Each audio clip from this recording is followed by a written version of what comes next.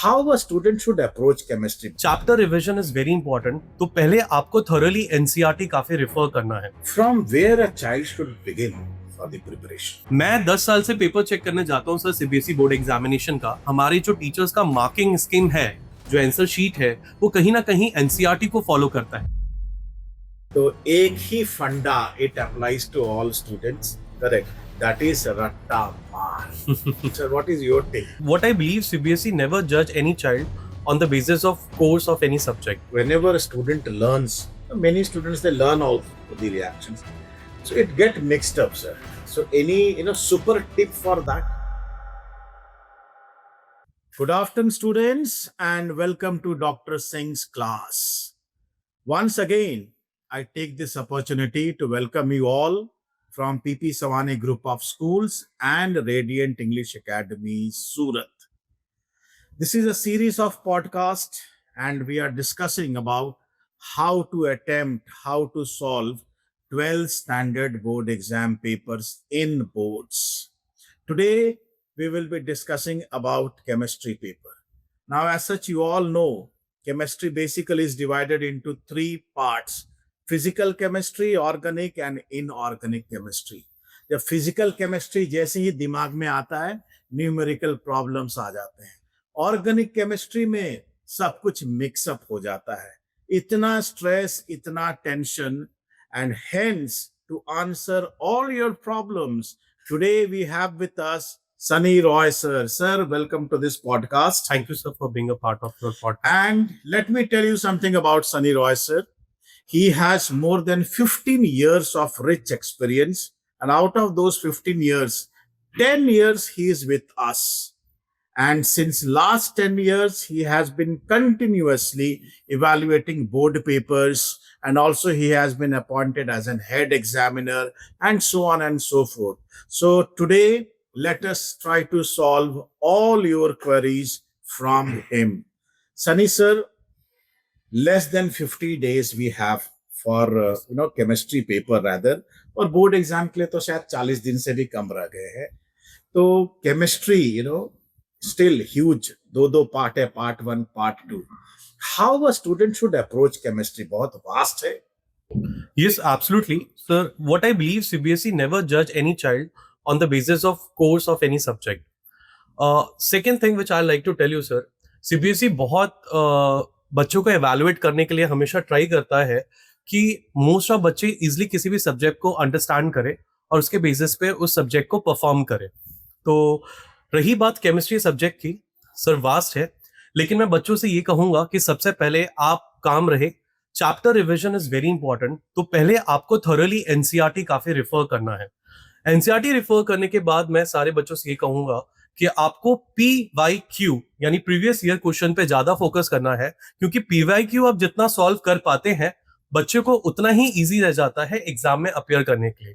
Last, बच्चों को mock exam देना है. मॉक एग्जाम मेरा यहाँ पे तात्पर्य प्री बोर्ड एग्जामिनेशन का भी रहेगा कि आप जब प्री बोर्ड एग्जामिनेशन देते हैं तो आपको ये एनालाइज करने को मिलता है where you are lagging, where you lagging with the content, which points where you have to improve. Next concern, आपको ये भी पता चलेगा कि आपको कौन से पॉइंट्स पर किस टाइप के क्वेश्चंस पे किस ढंग से टाइम मैनेजमेंट भी हैंडल करना है. सर केमिस्ट्री जैसे ही किसी के भी ध्यान में आता है, so basically it has 3 verticals: physical chemistry, organic, inorganic. From where a child should begin for the preparation? Sir, when I just talking about the chemistry subject, the very first the child has to prepare the very first believing into NCERT. NCERT almost 70 to 80% concept directly और indirectly way में follow कर लेता है. मैं 10 साल से paper check करने जाता हूँ सर सीबीएसई बोर्ड एग्जामिनेशन का. हमारे जो टीचर्स का मार्किंग स्कीम है, जो आंसर शीट है, वो कहीं ना कहीं एनसीईआरटी को फॉलो करता है. नंबर 1. नंबर 2, बच्चा एनसीईआरटी के अलावा प्राइवेट पब्लिकेशंस के भी कुछ रेफरेंस बुक फॉलो कर सकता है, लेकिन एनसीईआरटी लगाने के बाद या एनसीईआरटी सॉल्व करने के बाद. सेकंड, बच्चों को पीवाईक्यू में ज्यादा फेवर करूंगा या मैं फोर्स करूंगा कि वो पीवाईक्यू सॉल्व करे कोई भी पब्लिकेशंस के लिए, और उसके हिसाब से बच्चा अपने अकॉर्डिंगली प्रिपेयर कर सकता है. Sir, as you said, कि NCERT, then some other books. So basically, at this point of time, एक थोड़ा बच्चा जो है, चाइल्ड इज डिसइल्यूजन्ड कि ओनली एनसीईआरटी फॉलो करे या एनसीईआरटी के साथ कुछ अलग बुक्स भी फॉलो करे, दूसरे भी correct material. What is your take on this? सिर्फ एनसीईआरटी या उसके साथ कुछ और भी? सर पहले तो एनसीईआरटी रहेगा, उसके अलावा सर अदर पब्लिकेशंस डेफिनेटली बच्चों को जाना चाहिए, क्योंकि एनसीईआरटी सिर्फ हमारे लिए भगवत गीता है, यानी कि उसमें जो कंसर्न दिया गया है वो कंसेप्चुअल बेस पे टेक्सचुअल लाइंस है. अगर आपको अप्रोच करना है, आपको एप्लीकेशन लगाना है, आपको न्यूमेरिकल में और वेराइटीज चाहिए, आपको रिएक्शन मैकेनिज्म अच्छे से डिटेल में समझना है, आपको और नेम रिएक्शंस चाहिए, तो इसके लिए आपको अदर पब्लिकेशंस की बुक लगानी ही पड़ेंगी. 70% 80% आपका ओवरऑल पूरा एप्लीकेशन बेस के साथ एनसीईआरटी कवर कर चुका होता है. 20% आपको अदर पब्लिकेशंस लगा सकते हैं. जैसे कि आप अगर चाहे तो आप अरिहंत लगा सकते हैं. मैं बच्चों को स्पेशली फॉलो करने कहता हूँ पीवाईक्यू में शिवदास या टुगेदर विद, जहां पर पर्टिकुलरली एक माइंड मैप के साथ, एक फ्लो चार्ट के साथ पूरे अलग अलग वेराइटीज में क्वेश्चंस दिए होते हैं ईयर वाइज. तो बच्चों को काफी फॉलो अप देता है, काफी हेल्प करता है कि उन्हें कम टाइम में कैसे मैक्सिमम अच्छे से स्कोर कर सकते हैं. Sir, as I said, like chemistry is divided into three parts, three verticals. तो फिजिकल केमिस्ट्री है, तो उसमें कौन कौन से ऐसे चैप्टर्स हैं which are scoring? So sir physical chemistry की अगर मैं बात करूंगा, सबसे पहले फॉर्मूला बेस्ड है, न्यूमेरिकल अप्रोच है, ग्राफिकल बेस्ड है. तो सबसे पहले आप इजी चैप्टर लीजिए. मैं चाहता हूं आप सॉल्यूशन चैप्टर ले लीजिए, जो कि कहीं ना कहीं 7 मार्क्स कैरी करता है पूरे 70 मार्क्स के पेपर में. उसके बाद सबसे लॉन्गेस्ट चैप्टर लीजिए आप इलेक्ट्रोकेमिस्ट्री. 9 मार्क्स का चैप्टर है, लेकिन conception based, application based, content based, numerical based, बहुत सारा उसमें कंसेप्ट है. यहां तक कि मेमोराइजिंग भी काफी कंसेप्ट में आपको cell reactions, primary cell, secondary cell में करना पड़ता है. तो कहीं ना कहीं मैं ये चाहूंगा कि पहले आप इजी चैप्टर लीजिए फिजिकल में, क्योंकि फिजिकल में जनरली जो बायो वाले बच्चे होते हैं उनको न्यूमेरिकल से काफी टेंशन होता है, प्रॉब्लम होता है कि न्यूमेरिकल हम अप्रोच कैसे लगाएं. तो सॉल्यूशन चैप्टर आप लीजिएंगे, दूसरा आप इलेक्ट्रोकेमिस्ट्री लेंगे, थर्ड आप केमिकल काइनेटिक्स करिए, जो कि again it is carrying 7 marks out of 70. Okay, next inorganic पे आते हैं. अब इनऑर्गेनिक जैसे ही दिमाग में आता है तो एक ही फंडा it applies to all students, correct? That is रट्टा मार. रट लो और एग्जाम में जाके उसको vomit it out. Sir, what is your take? Sir मैं आपकी एकदम सही बात है कि मोस्ट ऑफ चीजें रट्टा मारना है सर, लेकिन सर रटने में और किसी भी चीज को मेमोराइज करके अप्लाई करने में भी आपका कहीं ना कहीं मेहनत लगेगा. तो मैं चाहता हूं कि रट्टे मारने का भी एक तरीका होना चाहिए. जैसे कि मैं इनऑर्गेनिक केमिस्ट्री बात करता हूँ, डीएनए ब्लॉक चैप्टर है, बहुत सारी चीजें असर्शन वे में लिखी गई हैं, उनके रीजनिंग दिए गए हैं, और आपको पूरा चैप्टर बाय हार्ट करना है. तो आप कैसे कर सकते हैं? आप एक फ्लो चार्ट बनाइए, जैसे हम माइंड मैप कहते हैं. आप जो भी चैप्टर का कंसर्न वाइज है, एक एक पॉइंट नोट डाउन करते जाइए, उसके रीजनिंग, उसके रिएक्शंस, रिएक्शन का मैकेनिज्म, रिएक्शन कैसे प्रोसीड हो रहा है. एक्चुअली सीबीएसई अब कहीं ना कहीं बच्चों को रट्टाफिकेशन पे ज्यादा ना अप्रोच करके उसके एप्लीकेशन और केस बेस्ड क्वेश्चन पे ज्यादा अप्रोच करती है, सो दैट बच्चा वो फंडामेंटल अप्लाई कर पाए कि कहां पर वो किसका कैसे यूज आ रहा है. तो मैं ये कहूंगा कि पहले तो मेमोराइज तो करना ही पड़ेगा डेफिनेटली. उसके बाद उसका एप्लीकेशन बेस हमारे आमतौर पर DNA block, this is 100% fix कि केस बेस्ड में क्वेश्चन आता है 4 मार्क का, जो कि मेमोराइजेशन बेस्ड ही है, लेकिन कहीं ना कहीं एप्लीकेशन बेस्ड भी रहेगा. Third vertical, organic part. Yes sir. वो ऑर्गेनिक मीन्स रिएक्शंस. क्या हो रहा है कि whenever a student learns, many students they learn also the reactions, so it get mixed up, sir. So any super tip for that? Yes sir, yes sir. Sir जब मैंने first time organic chemistry पढ़ा था अपने time पे 12th में, sir मुझे सब कुछ मिक्स हो गया था. आई एम सॉरी, मुझे सब कुछ मिक्स हो गया था. मुझे ये चीज समझ में नहीं आ रही थी कि कहाँ से कौन सा रिएक्शन प्रोसीड हो रहा है, कहाँ एंड पॉइंट आ रहा है. तो बेसिकली आपको फर्स्ट टाइम ऑर्गेनिक केमिस्ट्री पढ़ने पर ऐसा लगेगा कि सारे रिएक्शंस याद तो हो जा रहे हैं, बट सब जंबल्ड अप हो रहा है. तो ऐसे कंसर्न में आप चैप्टर को कॉन्फ़िगर करिए, आप कैसे प्रोसीड करेंगे, आप उसे डिवाइड करिए। आप एक हेलोल्केन अलग चैप्टर लीजिए, अल्कोहल अलग चैप्टर लीजिए, आप एल्डिहाइड कीटोन को बाइफर्ट कर दीजिए और उसके बाद उसके शॉर्ट नोट्स बनाइए। शॉर्ट नोट्स बना के नेम रिएक्शंस पे स्ट्रेस देना है। नेम रिएक्शन पढ़ने के बाद साइंटिस्ट खोज के तो चले गए, बेचारे बच्चों को पढ़ना पड़ रहा है, लेकिन आपको ये रटने में डिफिकल्टीज 100% होगी। तो आप क्या करिए, रिएक्शन पढ़िए, उसका कन्वर्जन करिए। कन्वर्जन क्या होता है कि कैसे रिएक्शन प्रोसीड हो रहा है, उसका फाइनल प्रोडक्ट तक कैसे पहुंचे। तो बेसिकली हर किसी रिएक्शन, मैंने एक नेम रिएक्शन किया तो उसके दो कन्वर्जन किए, मैंने अगेन एक नेम रिएक्शन किया, अगेन नेम उसके कन्वर्जन किए। तो कन्वर्जन करने से आपको वो सारे reaction bar bar by heart हो जाएगा। मैंने अपने टाइम पे जब 12th बोर्ड में पढ़ा था, खासकर मुझे केमिस्ट्री और फिजिक्स में, ऑर्गेनिक केमिस्ट्री में और फिजिक्स में न्यूमेरिकल अप्रोच में बहुत टेंशन होता था। तो मैंने क्या किया, एक व्हाइट चार्ट पेपर ले लिया, उस पे सारे नेम रिएक्शंस लिखे और उसके एक एक कन्वर्जन लिखे, और जहां मेरा स्टडी टेबल था वहां दीवार पे मैंने पूरा चिपका दिया।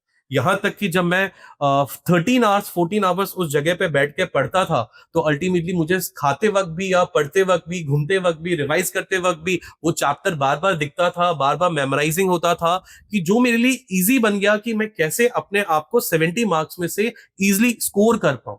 तो क्रिएटिविटी अलग अलग मेथड्स पे चेंज हो सकता है, वेरिएशंस आ सकते हैं। आपको मेथड निकालना पड़ेगा। अगर आपको कोई चैप्टर टफ लग रहा है, आपको उसके शॉर्ट एब्रीविएशंस बनाने पड़ेंगे, शॉर्ट तरीके देखने पड़ेंगे। और अगेन कह रहा हूं, नेम रिएक्शन ऑर्गेनिक में जो टफ लग रहा है, आप उसे एक बार बाय हार्ट करके कन्वर्जन करिए। कभी भी नेम रिएक्शन डायरेक्टली सीबीएसई के एग्जाम में नहीं पूछा जाएगा। मोस्ट ऑफ टाइम कन्वर्जन के क्वेश्चंस ही ज्यादा रहते हैं। Super tip, super tip, super tip. Students, पकड़ लो इस सुपर टिप को और छोड़ना मत। Sir, initially you talked about PYQs. Yes sir.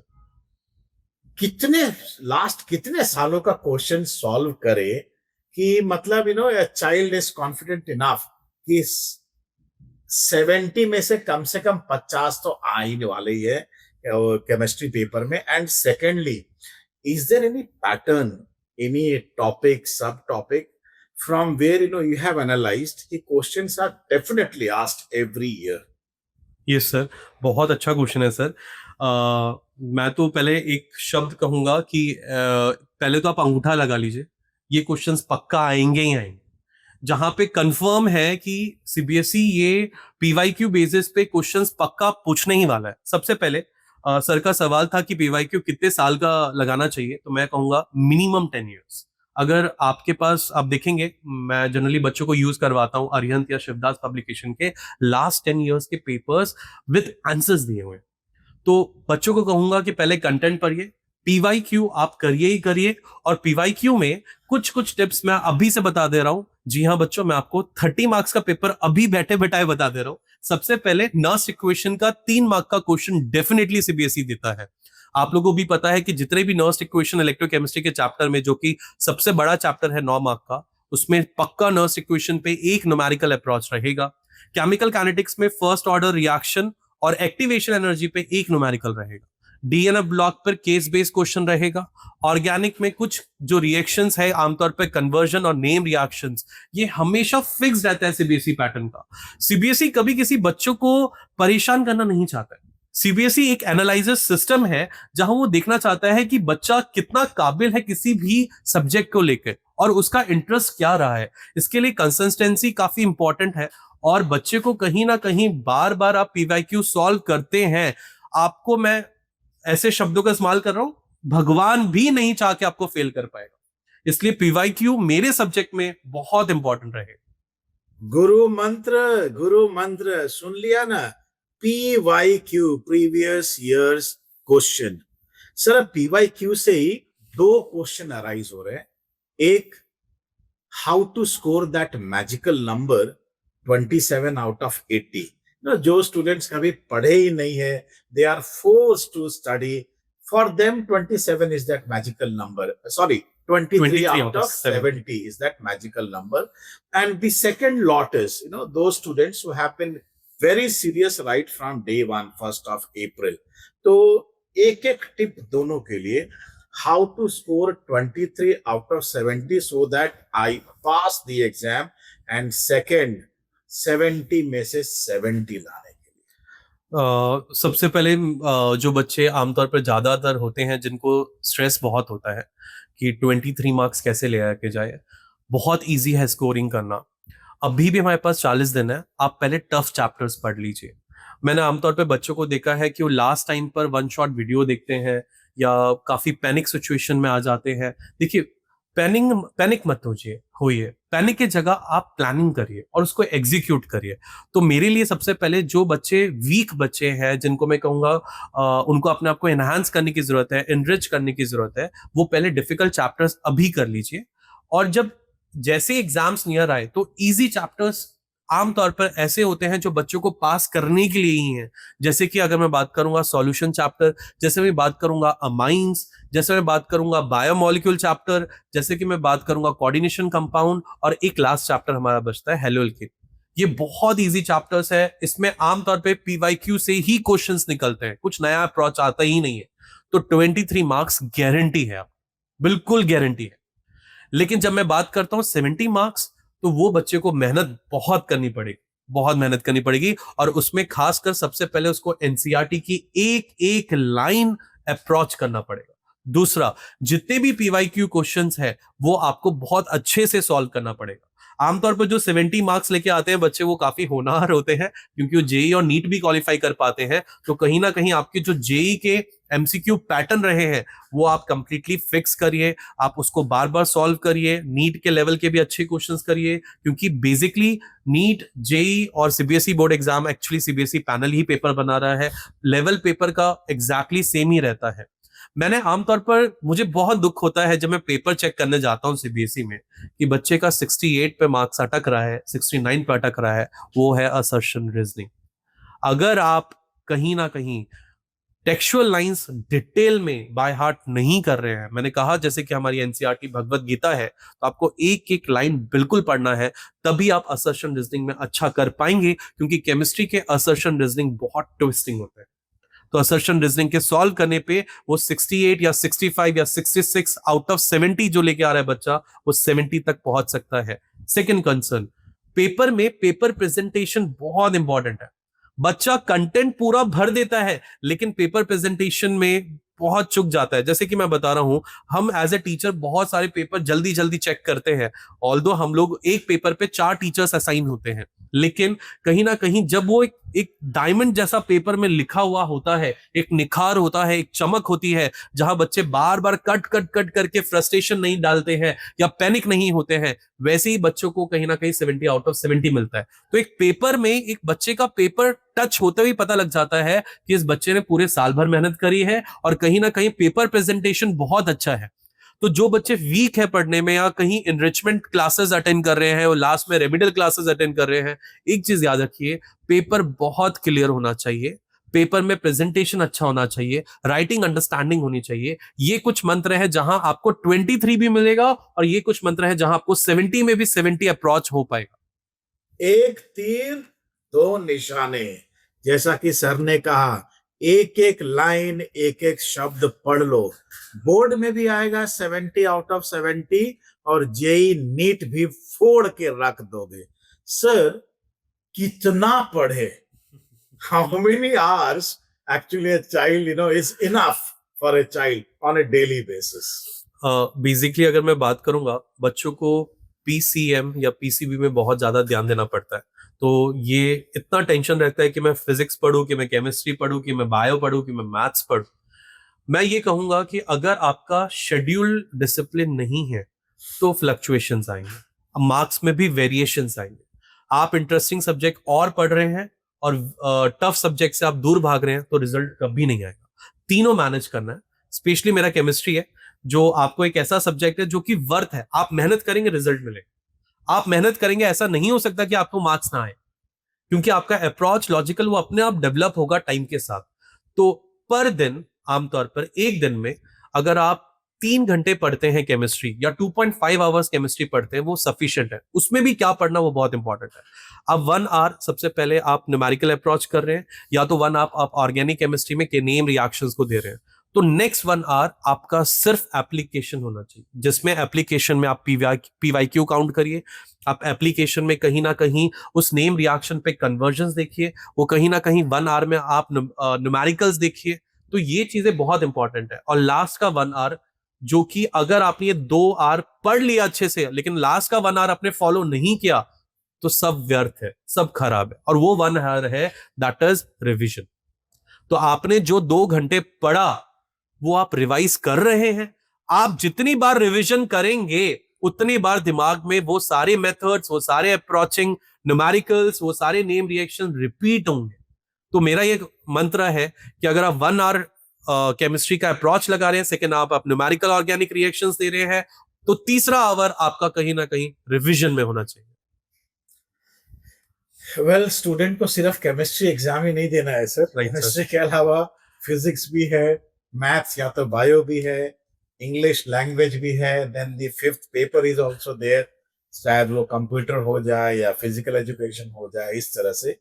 तो आप जैसे बोल रहे हो कि 2.5 घंटे 3 घंटे एक पेपर को देना है, तो इस तरह से आप काउंट करेंगे तो ऑलमोस्ट 10 to 12 आवर्स एक स्टडी एक बच्चे के लिए हो जाता है। 10 से 12 घंटा किताब के साथ लगे रहना, I find it very difficult for most of the students, if not all. जिसको 95 के ऊपर स्कोर करना है उसके लिए तो कोई दूसरा ऑप्शन ही नहीं है। बिल्कुल। भाई, they will be studying, they are basically autodidactic students, उनको हमें बोलने की कोई जरूरत नहीं है। I am focusing on the other lot, okay, जिसको थोड़ा पुश करने की जरूरत है। तो सर, एक लास्ट सुपर से भी ऊपर का टिप चाहिए फॉर केमिस्ट्री। मैं सबसे पहले तो ये कहूंगा, don't be panic in the last moment. Panic, P stands for panic. आपका पैनिक कहीं ना कहीं आपके मार्क्स रिड्यूस करेगा, चाहे वो एग्जाम का दिन हो या एग्जाम के प्रिपरेशन का टाइम। मैं नेक्स्ट पी को पकड़ूंगा, पी स्टैंड्स फॉर प्लानिंग। तो यहां पे प्लानिंग और एग्जीक्यूटिंग बहुत इंपॉर्टेंट है। तो लास्ट मोमेंट में मैं बच्चे से ये कहूंगा कि आप कहीं ना कहीं पहले चैप्टर्स के बेसिक फंडामेंटल क्लियर करिए।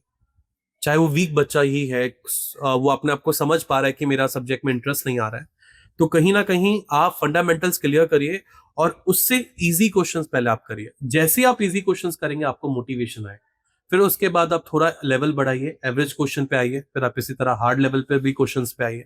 नंबर 1। नंबर 2, जो लोग को न्यूमेरिकल से डर लगता है, मैं उनके लिए एक चीज ऐड ऑन करना चाहूंगा। न्यूमेरिकल केमिस्ट्री में लॉजिकल इतना खतरनाक नहीं होता जैसे कि मैथ्स में होगा। तो आपको फॉर्मूला बेस्ड क्वेश्चंस करने हैं।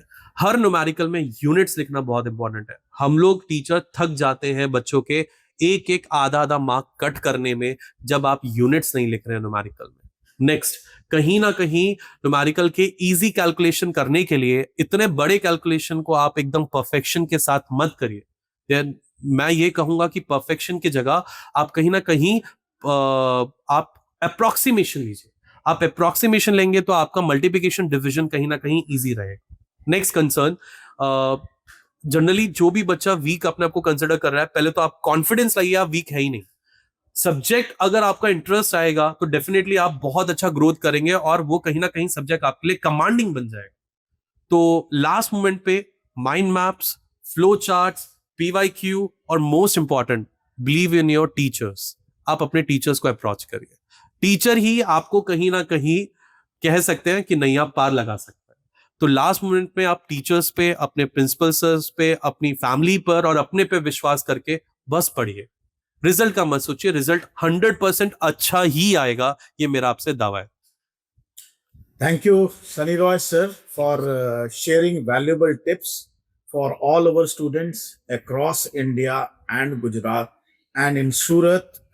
And I hope all those students who will be watching this podcast they are definitely going to benefit out of it.